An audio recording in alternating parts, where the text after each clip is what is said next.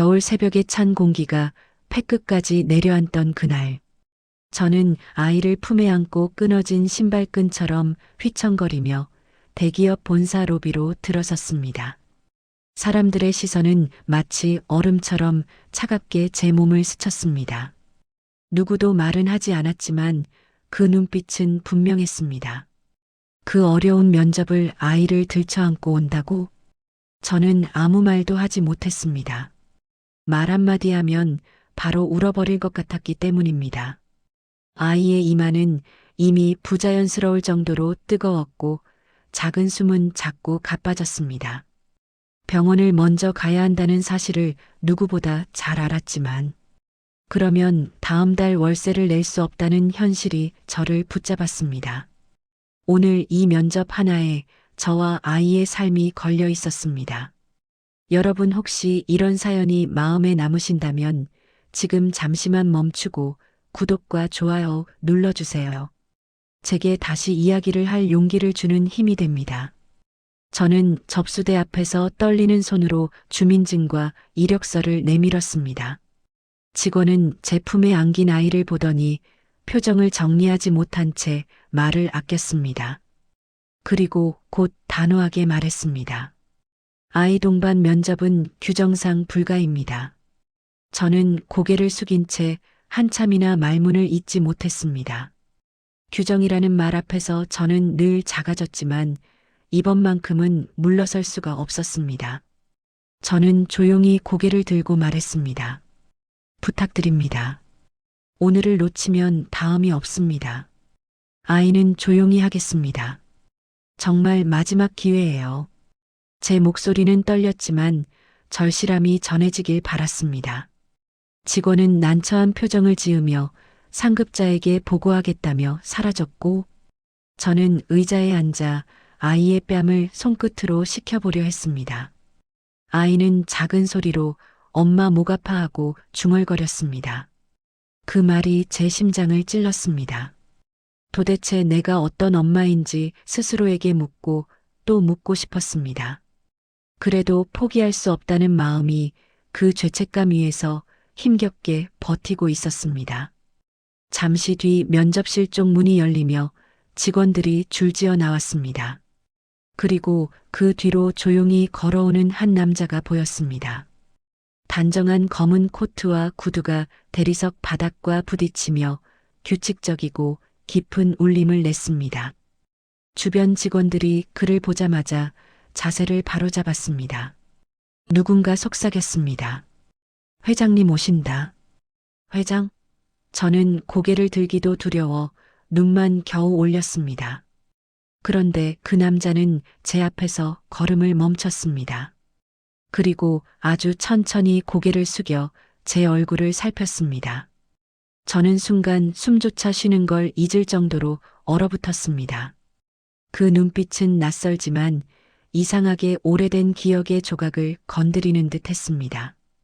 그는 마치 숨을 삼키듯 작은 동작으로 가슴을 움찔했습니다. 저를 아는 것처럼, 잊지 못한 얼굴을 다시 만난 것처럼 그 짧은 순간 로비 전체 공기가 달라졌습니다. 직원들도 놀랐고 저도 당혹스러웠습니다.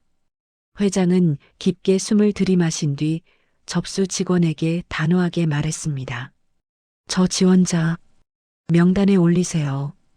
아무도 반박하지 못했습니다. 그는 다시 제 쪽으로 시선을 돌렸습니다. 그리고 조용히 물었습니다. 아이가 많이 아픈가요? 저는 떨리는 숨을 고르며 대답했습니다. 네. 오늘만 괜찮아야 합니다. 회장은 말없이 한동안 저와 아이를 바라보다 천천히 시선을 거두었습니다. 그 눈빛엔 설명하기 어려운 감정이 겹쳐 흘렀습니다. 놀람과 안타까움 그리고 알 수 없는 낯익음. 그리고 그 순간 저는 알기도 전에 마음속 깊은 곳이 흔들렸습니다. 이 사람, 나와는 전혀 다른 세계의 사람일 텐데 왜 나를 보는 눈빛이 이렇게 흔들려 있을까? 회장의 말 한마디로 제 면접 기회가 다시 살아난 뒤 로비 공기가 달라졌습니다. 직원들은 순간 당황한 듯 서로 눈빛을 교환했지만 아무도 감히 반대하지 못했습니다. 저는 아이를 꼭 안은 채 자리에서 일어나 조심스럽게 고개를 숙였습니다. 고맙다고 말하고 싶었지만 입술이 닿기만 하면 울음이 터질 것 같아 아무 말도 하지 못했습니다. 회장은 제 표정을 한참 바라보더니 마치 오래전에 잃어버린 물건을 갑자기 발견한 사람처럼 아득한 눈빛을 띠고 있었습니다. 저는 그 눈빛이 불편했지만 이상하게도 무섭지는 않았습니다. 오히려 마음 한편이 묘하게 불안하게 떨렸습니다. 왜인지 모르겠지만 회장의 시선이 제 얼굴선을 천천히 따라가며 머무를 때마다 오래된 기억이 뒤척이는 듯 했습니다. 직원이 면접 명단을 조정해 돌아오자 회장은 조용히 고개를 끄덕이고 회의실 쪽으로 걸어갔습니다. 그 걸음은 흔들림이 없었지만 그의 숨은 어딘가 가볍지 않아 보였습니다. 마치 저를 보고 난 뒤 마음에 무거운 돌이 하나 떨어진 사람의 숨 같았습니다. 저는 의자에 그대로 앉아 아이의 등을 토닥이며 그 남자의 뒷모습을 바라봤습니다. 왜 저를 저렇게 보지? 저는 그가 회장이라는 사실조차 믿기 어려웠습니다. 하지만 직원들의 굳은 얼굴과 바짝 선 자세가 모든 것을 말해주고 있었습니다. 면접 대기실로 들어가기 전 저는 잠시 거울 앞에 섰습니다. 지친 얼굴, 낡은 코트, 어제 다림질도 못한 블라우스 어디를 봐도 자신감이 생길 만한 구석이 없었습니다. 하지만 오늘만은 정말 오늘만은 뒤돌아갈 수 없었습니다. 아이가 5번을 뒤척이며 열에 시달리던 지난밤, 저는 마음속으로 수없이 다짐했습니다. 이 삶에서 더는 도망가지 않겠다고. 아이가 병원 침대 조명 대신 햇빛을 보며 자랄 수 있게 해주겠다고. 대기실 문을 열자 공기가 달라졌습니다. 다른 지원자들의 시선은 더 날카로워져 있었고 아기의 숨소리에 괜히 어깨를 움츠리는 사람도 보였습니다. 저는 그저 고개를 숙였습니다. 미안하다고 말하고 싶었지만 말하지 않는 것이 오히려 상황을 덜 흔드는 일이라는 것을 알고 있었습니다. 그리고 그때였습니다. 문이 다시 열리며 사람들이 일제히 일어섰습니다. 회장이 다시 들어온 것입니다. 저는 이미 한 번 마주한 얼굴이라 그저 조용히 고개만 숙였지만 다른 사람들은 숨까지 죽이며 긴장한 표정을 띄었습니다. 회장은 대기실 가운데에 멈춰서서 임원들과 마지막으로 무언가를 확인하는 듯 했습니다. 그들의 대화는 들리지 않았지만 분위기만으로도 무게가 느껴졌습니다. 그때 그의 시선이 다시 제 쪽으로 넘어왔습니다.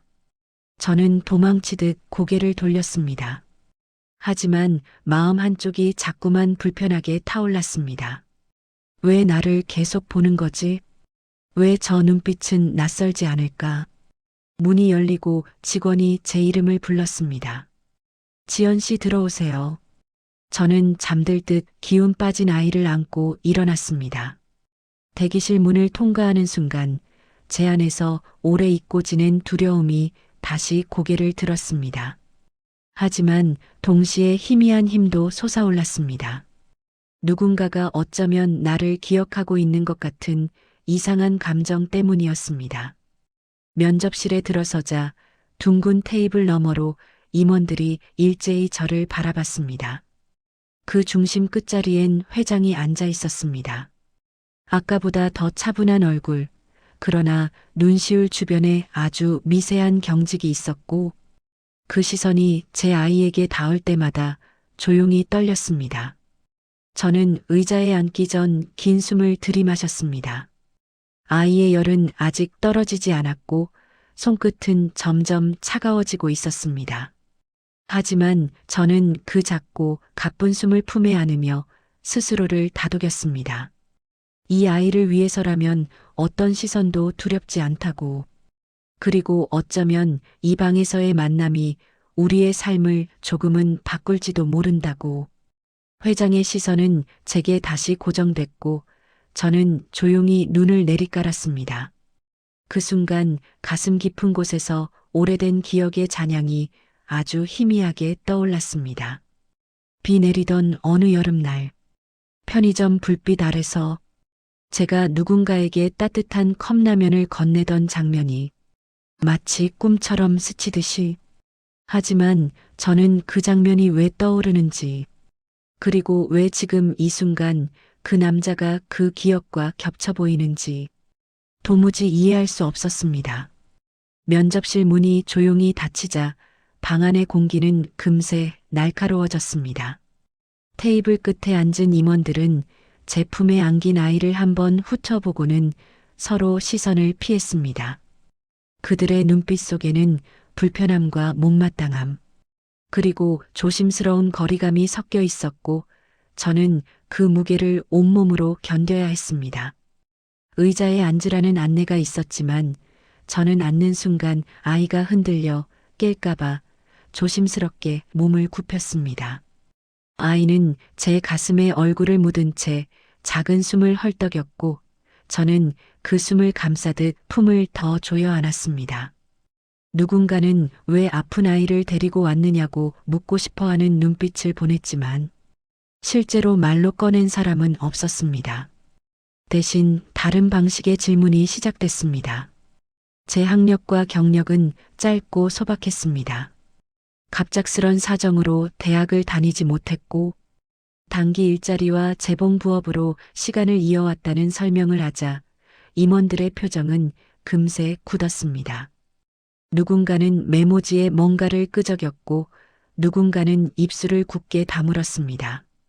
저는 그들의 마음속 판단이 어떠할지 너무 잘 알고 있었습니다. 자기소개를 끝내자마자 첫 번째 질문이 날아왔습니다. 혼자 아이를 키우시면 업무 집중이 어려울 텐데 그 부분은 어떻게 해결하실 수 있죠? 그 말이 끝나기도 전에 다른 임원은 동의하듯 고개를 끄덕였습니다. 저는 천천히 숨을 내쉬며 대답했습니다. 힘들지만 해내고 있습니다. 밤에 일을 하면서도 새벽마다 아이를 챙기고 있습니다. 일은 절대 놓치지 않을 자신 있습니다. 그러나 제 목소리는 스스로도 알고 있었습니다.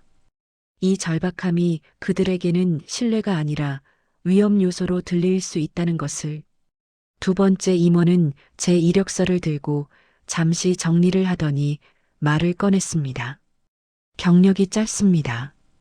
디자인 관련 실무 경험도 미흡하고요.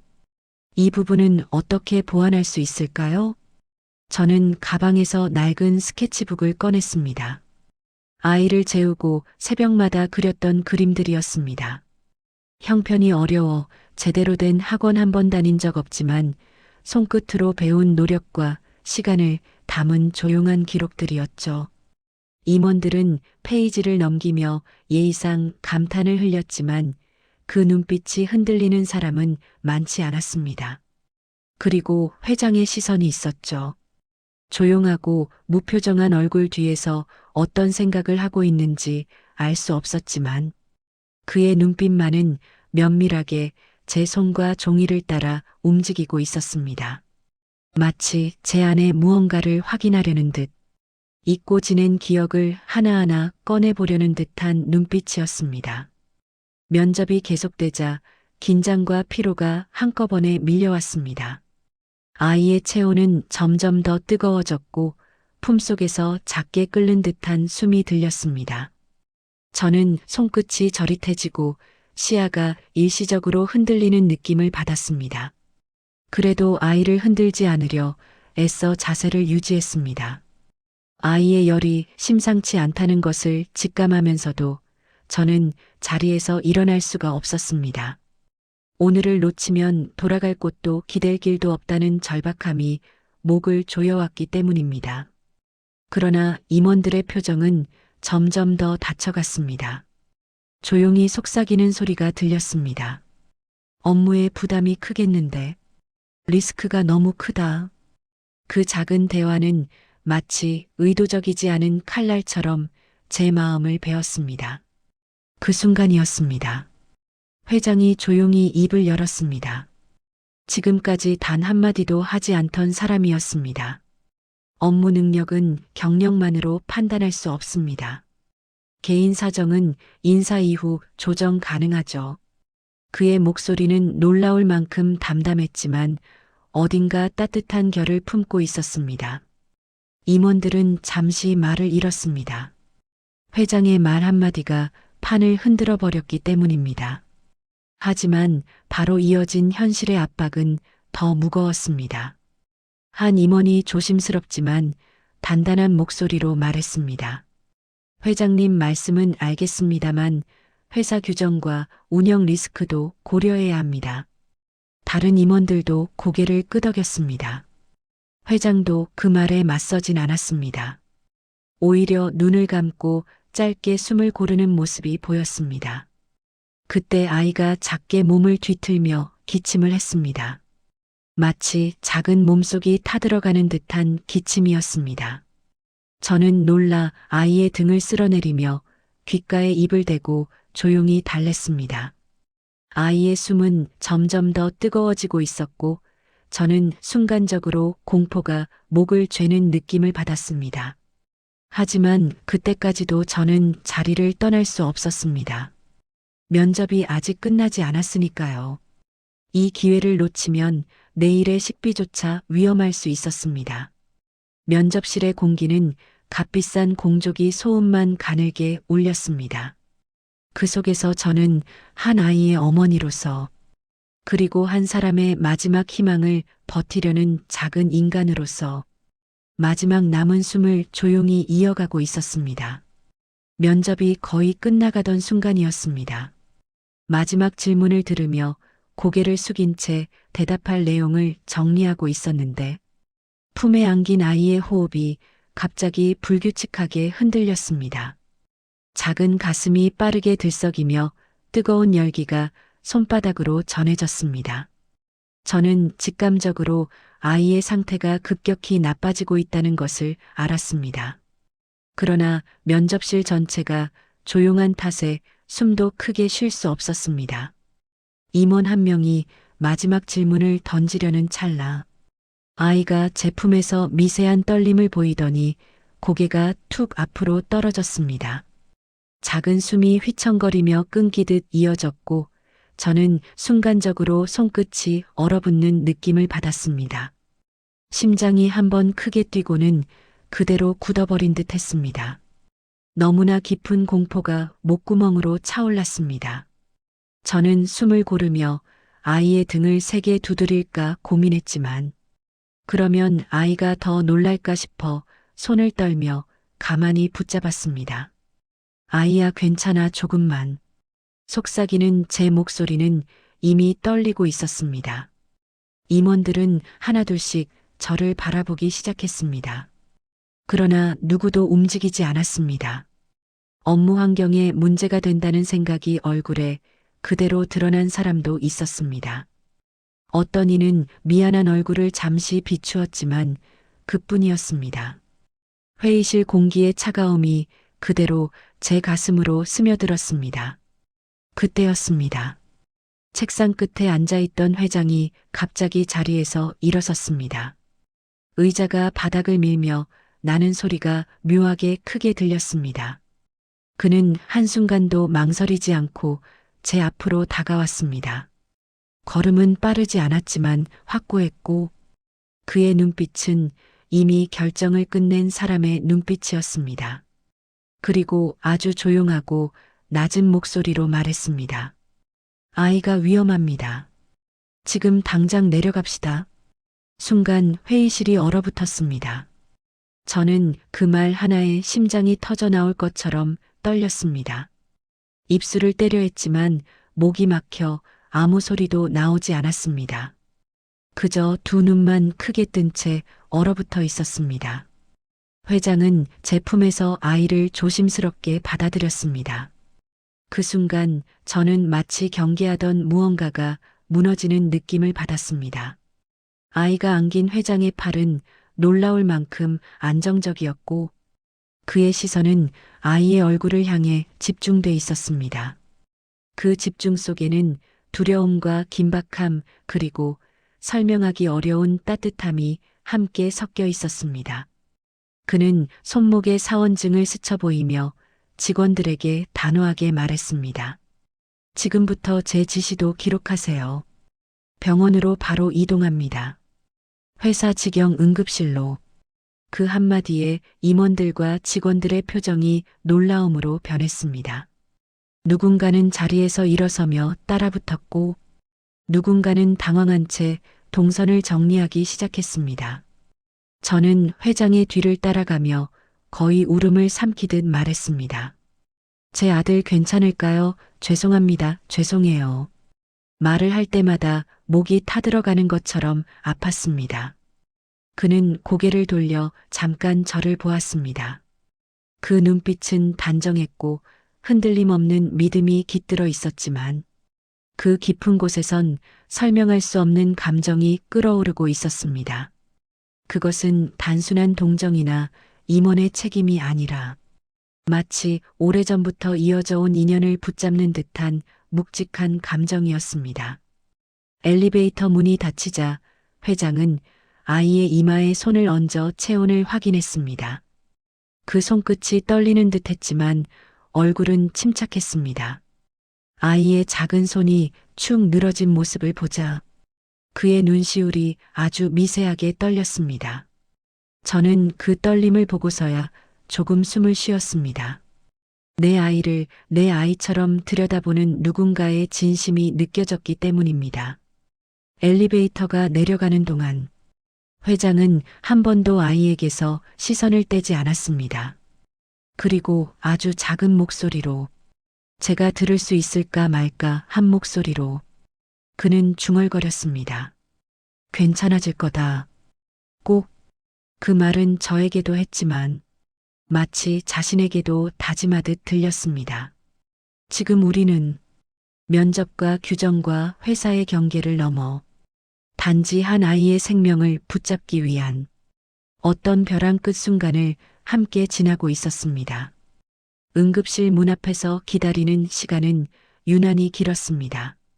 불과 몇 분 만에 의사들이 분주하게 달려들었지만 저는 문틈 사이로 스치는 그림자만으로도 심장이 무너져 내리는 것 같았습니다. 회장은 제 옆에 조용히 서 있었고 병원 특유의 소독약 냄새가 공기를 채우는 동안 그는 한 번도 의자에 앉으려 하지 않았습니다. 아이가 누워있는 침대의 방향을 바라보며 숨을 길게 내쉬는 모습이 몇 번이고 보였습니다. 마치 저처럼 마음을 졸이며 어떤 결과든 받아들이겠다는 사람처럼 저는 손끝이 떨려 두 손을 꽉 잡고 있었는데도 떨림이 멈추지 않았습니다. 엄마 잘못이야. 병원부터 갔어야 했는데. 수백 번 스스로를 탓하며 고개를 숙이고 있을 때 회장이 조용히 제 옆으로 다가왔습니다. 병원 도착이 빨랐습니다. 너무 걱정하지 마세요. 그는 그렇게 말했지만 그의 목소리에도 작은 떨림이 있었습니다. 저는 놀라 그의 얼굴을 올려다봤습니다. 그의 표정은 여전히 침착한데 눈빛은 어딘가 붉게 젖어 있었습니다. 얼마나 지났을까? 응급실 문이 열리고 담당 의사가 나왔습니다. 저는 자리에서 벌떡 일어나 거의 뛰듯 다가갔습니다. 의사는 가벼운 미열과 탈수, 과로가 겹친 탓이라고 설명했습니다. 급박했지만 다행히 위험 고비는 넘겼다고 했고 그 말 한 줄에 저는 다리에 힘이 풀리며 의자에 털썩 앉았습니다.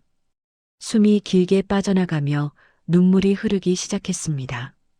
그 순간 회장의 표정도 아주 미묘하게 풀어졌습니다. 긴장으로 굳어있던 그의 어깨가 천천히 내려가는 게 보였습니다. 그는 조용히 제 옆에 서서 그 말이 마음에 닿는지 확인하듯 자꾸만 의사의 말을 되묻고 있었습니다. 정말 괜찮아지는 건가요? 당분간 안정만 하면. 그 한 문장 한 문장이 마치 자신의 아이를 두고 묻는 사람 같았습니다. 아이 병실로 옮긴 뒤 그는 천천히 걸음을 옮겨 침대 옆에 섰습니다. 잠든 아이의 이마에 남은 열을 확인하듯 눈길을 얹었습니다. 저는 그 모습을 보며 갑자기 오래된 기억 하나가 머릿속에서 또렷하게 떠올랐습니다. 10년 전 비 오던 밤, 편의점 앞에서 추위에 떨며 바닥에 주저앉아 있던 한 청년. 젖은 신발, 까칠한 얼굴, 굶주린 눈빛.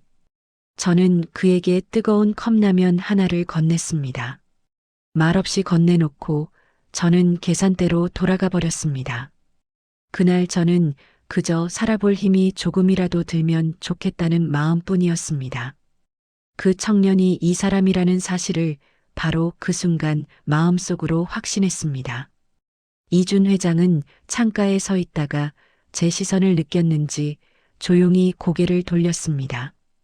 그리고 아주 낮은 목소리로 정말 조심스럽게 말했습니다. 그날 잊지 않았습니다. 그 말은 제 가슴을 깊게 울렸습니다.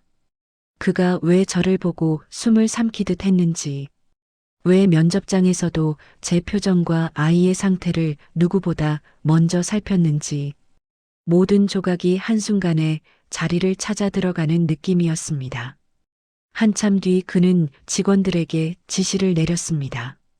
오늘 이사회 다시 소집하라고. 저는 깜짝 놀라 물었습니다. 저 때문에 회사 일까지 번거롭게 하시는 건?